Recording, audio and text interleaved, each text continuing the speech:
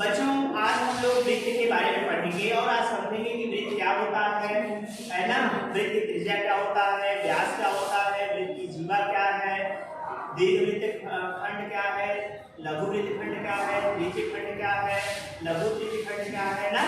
ये सारी चीजें हम लोग समझेंगे और बहुत अच्छे से इसको आपको समझना है कि आगे चल करके आप इसको याद रखें और ऐसे वृत्त से संबंधित प्रश्न आपको लगाने पड़ते हैं, पूछा जाता है तो आसान रहेगा, ठीक ना। आइए बच्चों समझते हैं सबसे पहले कि वृत्त क्या है। देखिए वृत्त को इंग्लिश में सर्किल कहा जाता है और वृत्त कह सकते हैं जैसे कोई साइकिल का पहिया, देखें साइकिल का पहिया घर में साइकिल कॉमन चीज है, सभी लोग जानते हैं, आप लोग भी साइकिल चलाते हैं। कोई भी चीज ऐसा जो गोलाकार दिखता है वो पहिया को वृत्त कहा जा सकता है ना। वृत्त जो होता है यह एक समतल पर बना कोई फिगर चित्र होता है ना। देखिए एक समतल पर बना प्रकार का फिगर, ये क्या है, यह आपका एक वृत्त है। और हमने वृत्त का परिभाषा भी आपको बता दिया है कि एक समतल में एक निश्चित बिंदु से समान दूरी पर स्थित सभी बिंदुओं का समूह क्या कहलाता है, वृत्त कहलाता है। अब समझते हैं इसको क्या होता है। देखिए एक समतल है, एक समतल पर स्थित है ना, एक समतल पर स्थित एक निश्चित बिंदु वो है, इस बिंदु से समान दूरी पर पूरे, यानी हम कह सकते हैं कि समतल में एक निश्चित बिंदु से समान दूरी पर स्थित सभी बिंदुओं का समूह एक वृत्त कहलाता है। क्या कहलाता है, एक वृत्त कहलाता है। और वृत्त का केंद्र क्या होता है, O होता है। O से लेकर के वृत्त की परिधि पर यह बिंदु जो स्थित है एक, इसको कहते हैं हम लोग वृत्त की त्रिज्या। क्या कहते हैं, वृत्त की त्रिज्या। और इसे से व्यक्त करते हैं, उसे व्यक्त करते हैं। देखिए वृत्त की लंबाई, और वृत्त की लंबाई क्या होता है, वृत्त की लंबाई यहाँ से पूरी दूरी यहाँ तक चल करके यहाँ आएंगे तो इतनी पूरी दूरी क्या कहलाता है, वृत्त की लंबाई। और यह लंबाई होता है 2 पाई, कितना होता है 2 पाई। और इसी लंबाई को वृत्त की क्या कहते हैं, परिधि कहते हैं, सर्कमफेरेंस। ये पूरा सर्कमफेरेंस है, इसी को वृत्त की परिधि कहा जाता है ना। और वृत्त का केंद्र आपको मालूम है क्या है, O है। वृत्त की त्रिज्या, वृत्त की त्रिज्या क्या है, है ना, रेडियस है। वृत्त का व्यास,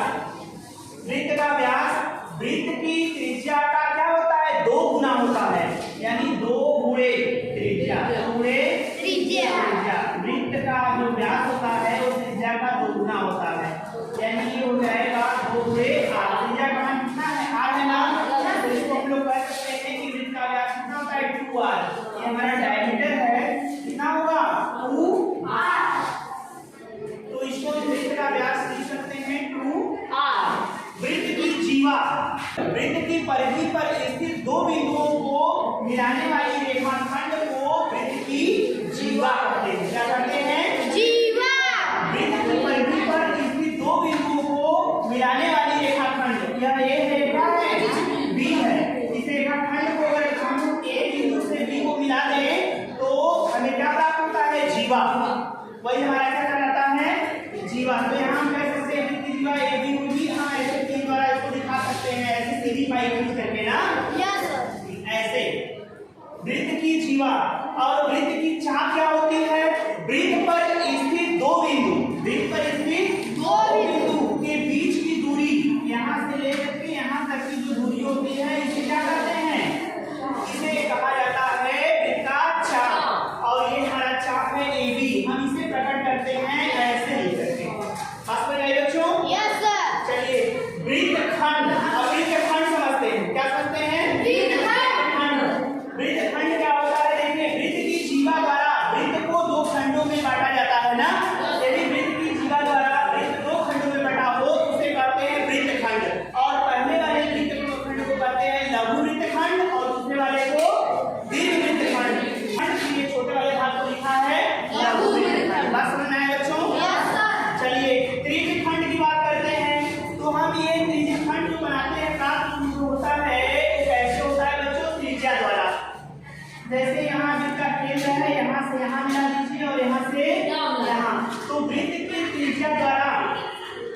बने खंड को वृत्त का क्या कहते हैं? त्रिज्य खंड। क्या कहते हैं? त्रिज्य खंड। और देख रहे हैं कि यहाँ एक त्रिज्या यह और एक त्रिज्या यह है और साथ में एक ही हमारा क्या है?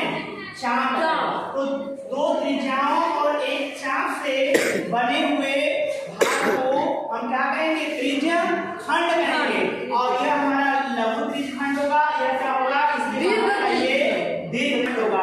तो मैंने लिखा यहाँ पे सबसे पहले इसको लिख दिया दीर्घ त्रिज्य खंड, फिर इस वाले भाग को लिखा पहले का लघु। आगे बात समझ में?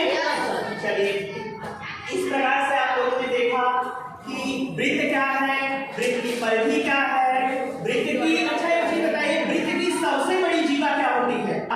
वृत्त का व्यास वृत्त का सबसे बड़ी जीवा होती है। देखिए इसी को हम आगे यहाँ तक बढ़ा देंगे तो यह यहाँ से लेके यहाँ तक का वृत्त का क्या होगा? यह व्यास होगा। क्या होगा?